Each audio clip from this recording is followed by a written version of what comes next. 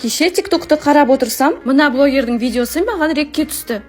Келесі жолы қай блогермен батл ойнағанды қалайсыз? Астына комментарий жаза кетіңіздер. Содан мен ойланып қалдым, шақырайын ба, шақырмайын ба. Страницасына қарап кірсем, онда 15700 подписчик екен. Демек, менде 15800 подписчик. Ал енді нар тәуекел деп оны батылға шақырайын деп шештім. Батылға мындай талаптарымды қоямын. Осы жолы алдыңғыдай жеңіл емес, шарттары ауыр болады. Кім бірінші 30 000 подписчикқа жетеді, сол жеңімпаз болады. Ал жеңілген адам жеңімпазға 100 000 теңге сыйлық береді. Ал енді шымсетелік блогер, сен менің батылымды қабылдасаң, мен сенен бірінші тапсырма күтемін. Осы жолы приз үлкен болғандықтан мен сіздердің қолдауларыңызға сенемін. Ал енді жеңетін аффирмация жасап алайын. Мен декреттегі 3 баланың анасымын және батылдан жеңемін деп қатты сенемін.